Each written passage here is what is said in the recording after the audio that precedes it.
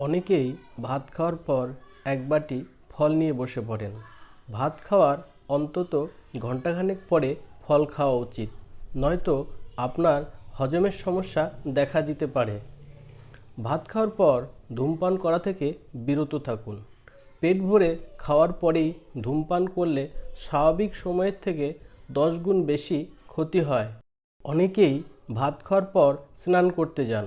ভাত খাওয়ার পর শরীরের মেটাবলিজম বেড়ে যায়, যা খাবার হজম করতে সাহায্য করে। এবার সেই সময় স্নান করলে শরীরের তাপমাত্রা হঠাৎ কমে যায়, ফলে কমে যায় মেটাবলিজমও।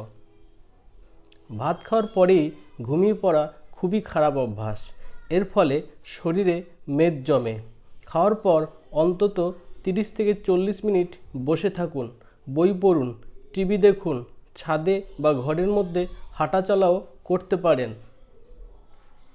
ভাত খাওয়ার পর চা খাওয়ার বদ অভ্যাসও অনেকেরই থাকে। চায়ের ট্যানিক অ্যাসিড খাদ্যের প্রোটিনকে 100 গুণ বাড়িয়ে তোলে। তাই একটু অপেক্ষার পর চা পান করা আপনার জন্য মঙ্গলজনক।